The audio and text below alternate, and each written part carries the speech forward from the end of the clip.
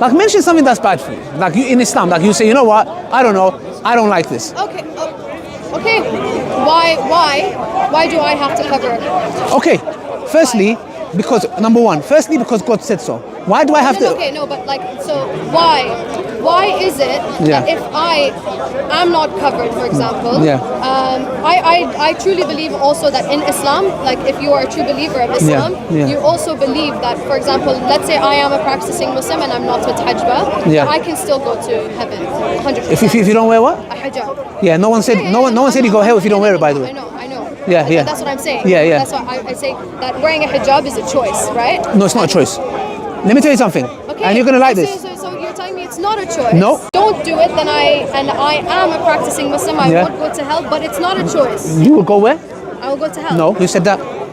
So, but no. Is there any prescribed punishment for a woman that doesn't wear hijab? No, but then why is it forced upon me? If it's not okay, good. that will lead me, for example.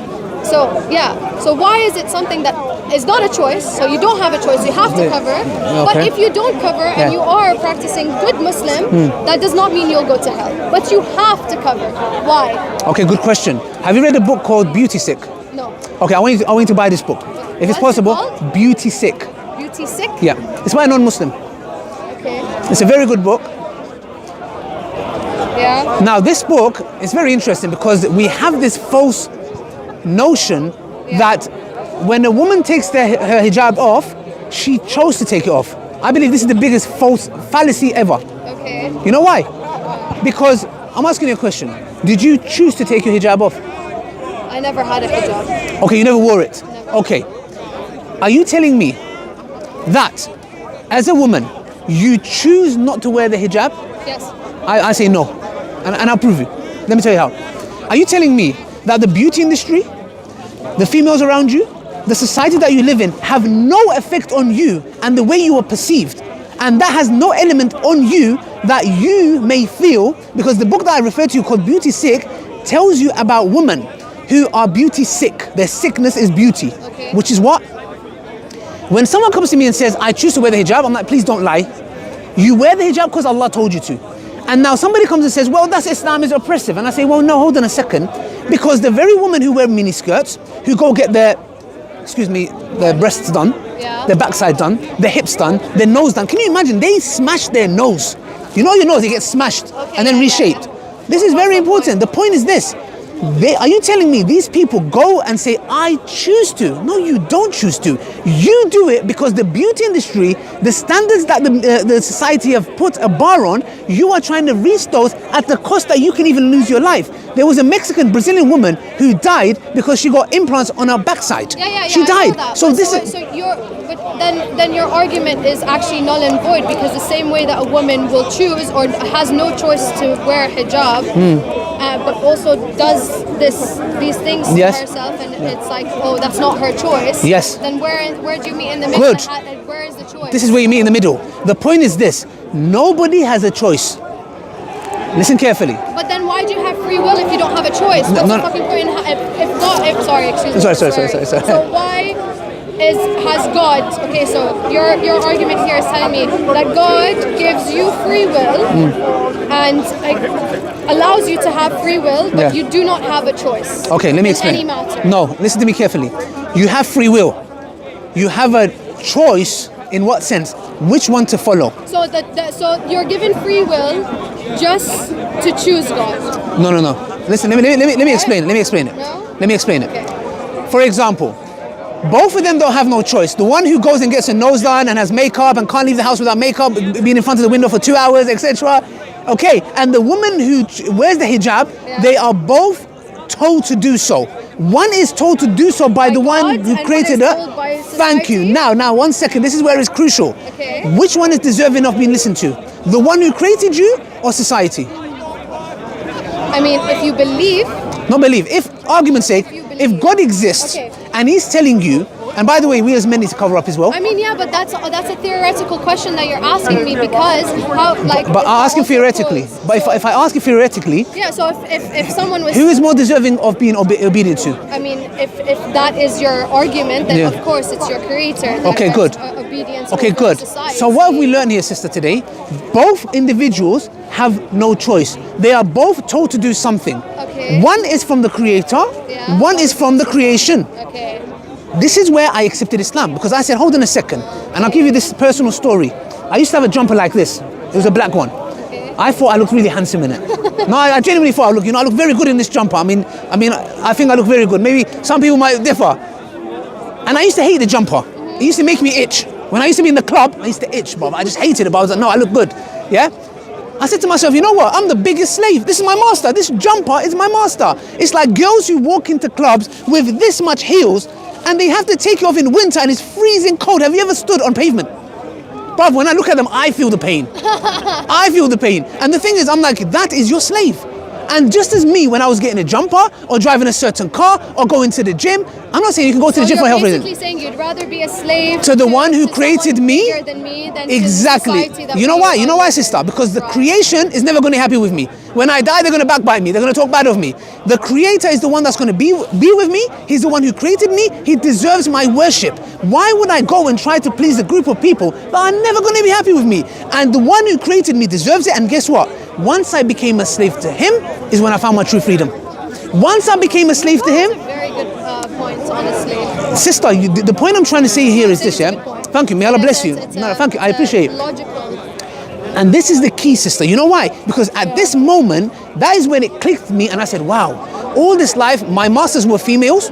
My masters was a jumper that I used to wear. My masters was money. I used to live a lifestyle and do extra hours so I can drive a certain car. I used to go to the gym, yes, obviously for health reasons, but I wanted to have big biceps. So when I walk and wear that jumper, the girls can be like, wow, look at his biceps. I used to live, these were my masters. These were my gods. You know what I said? When I said, La ilaha illallah, I said, I am free from all of you. Because I want to worship the one who has created me. And this is where we say, sister, when we talked about choice, the one that takes a hijab off, look, we have a lot of hijab influencers who take the hijab off and they go, I chose to. No, you didn't. You're getting older and you feel like you're getting wrinkly and ugly and you're showing the hair is beauty. And that is the reason why you talk. Don't say, I chose to. Say, I was forced to. Because sometimes we go into this mentality where we think the life I'm living, I'm free. You're not. You're influenced one way or another. Because why, as a woman, for example, the question is, and this is what's so beautiful about Islam. Let me tell you something. Before, I used to see women as a piece of meat. Wallahi, I had no respect for them. You know why? Because the society made me like this. And when I came to Islam, women, they became human in my eyes. Because Islam told me that you honor them, you respect them. It's not, what is she? You know, you're talking to her. You're not talking to somewhere else. And this is the issue, sister. There's men here, like, there's men everywhere. The point is this, and I'm not saying women are perfect. There are, a lot of, women as well. Let's be honest here. The point is this, that women are sexualized. Man, I'm driving down the A406. Okay. Wow, no. Okay, am I in trouble? Whole new conversation into it. Okay. So it's our fault, and we have no choice in the matter of, we have to protect ourselves because men can't control themselves. No, I never said that. Oh my I God, never said that. I never said that. Did I say that? You No. said women are sexualized. No. Why are we sexualized? Because the brain of men can't separate it. What does Allah say in the Quran? You know what Allah says in the Quran? I don't know. You tell me. You're Okay, sister. I'm not the expert. I'm nobody. I think you know, mashallah. No, I'm not. We're both the expert. Tell me why. Sister, Allah says in the Quran, tell the believing men to lower their gaze. Yeah, they should. 1 second. Allah doesn't say women cover up because men can't control themselves. No, but why? But then why? So if men shouldn't be gazing and sexualizing and making all of this, then why do I? Yes. Have no choice but to also cover up to protect myself. No. Listen to me. Allah says to me, tell the believing men to lower the gaze. Okay. That means if she's in a bikini, if she's in a niqab, if she's in a jilbab, irrelevant. I have to lower my gaze. I'm not going to say, she's wearing a bikini, man can look at her now. No, she's wearing a niqab. I have to lower my gaze, period. Okay. Now, But then why? No. You know what that means? Or why? That means this notion that men can't control themselves, that's why Allah tells you to cover up, is not true. Because Allah tells who? The believing men first. Tell the believing men to lower the gaze. Okay, طيب. Now, Allah works on a micro level. You know what that means? You're training your young boys to respect women by lowering the gaze. Yes. Now, how does Allah deal with it in a macro level? By saying, do not sexually objectify women. Now, if I am looking all around me and I see bikini woman in there that's talking about chocolate, and I'm thinking, what's chocolate got to do with a bikini? Yeah. And then I'm seeing a woman over there, arguments say, dressed up in this way and that way. The society is sexually objectifying women. Look, I was watching a documentary yesterday, yeah? It was talking about in the 1970s, Times Square in New York was it's disgusting. Yeah. There was a man who killed 80 prostitutes. And these women they were not human. Yeah, there was a study that was done that looked into a man's brain. They showed him woman in bikini. The part of the brain that lights up for tool use, you know, tool use, screwdriver, lit up. You know what that means? He didn't even see him as human. The part of the brain was like, this is an object. How does a human being, and a lot of serial killers, you know how they had something in common? They all used to watch pornography. The point is this: men are created visually. If you sexually objectify women to such a level, men lose respect. This doesn't mean that a person has a right to go and abuse or rape or whatever just because a woman is dressed up in a certain way. There are women who are dressed up in hijab and niqab that get raped.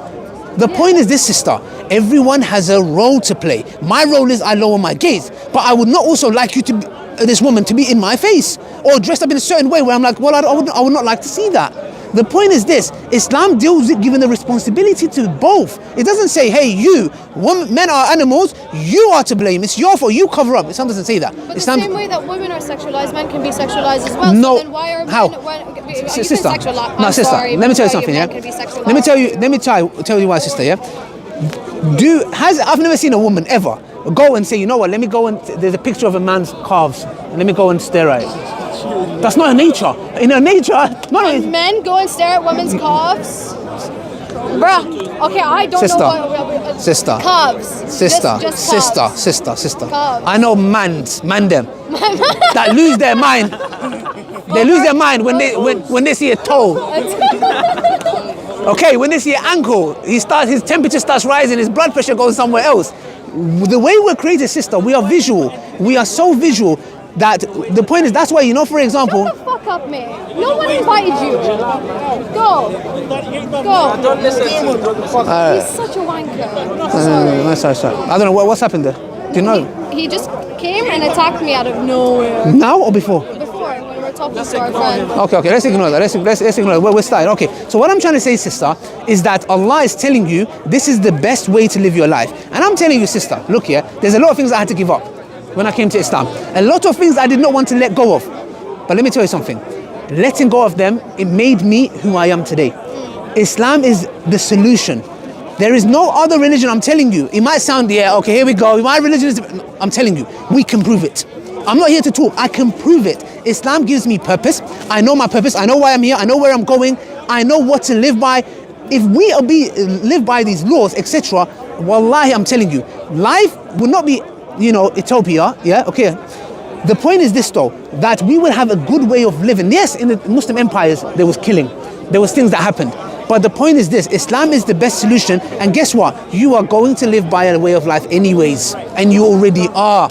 Live by the one that God sent you, because that's the best. You make very good points. You make very good points. Very nice conversation. Me too, Sister Alia. I've been trying. Oh my gosh, I think it's been an hour probably. I think so too. Thank you, Sister Alia. Look, thank you. We don't shake hands. We don't? Yes. But you know why? Because out of respect. But the thing is, you see the... I see that's a little bit disrespectful. Ah, good. But we need to end it with this. You know why? Because there was, I think, the Me Too movement. Remember the Me Too movement? Of course I know the Me Too. Now, in workplaces, back in the day, not back in the day, like a couple of years ago, in the workplace, they could touch a woman, they can't do that anymore. Yeah. In the workplace, they have to leave the door open now. Yeah. You see, Islam has come and told you, look, prevention is better than cure. Islam has one solution. It doesn't say, drink alcohol, then we'll take you to rehab. Islam says, don't drink alcohol. The point is this, sister. Me and you, like, for example, a handshake is nothing. Like, we can say, okay, what's the big deal? Yeah. But it's interesting that you see it as a sign of respect, but to me, I feel like I'm honoring you so much that I don't even want to shake your hand. Not because there's anything wrong with you, because you know why? Because that's the level of respect I have for you. But society's made it seem as if, you know what? Look how disrespectful he is. No, I don't think you're disrespectful. It's your prerogative to not want to shake my hand. No, I do it because I honor and respect you. Well, thank you. Uqsum billahi al-azim, that's why I do it. Shukran. May Allah bless you. You are a lovely person. You too. And Very it was kind. lovely talking to you, sister. If you have any questions, my table is there. And we can carry on, inshallah. Sure. And may Allah bless you, inshallah, and give us the best in life hereafter. Thank you. Bye. Take care. Thank you. Assalamu alaikum. Bye.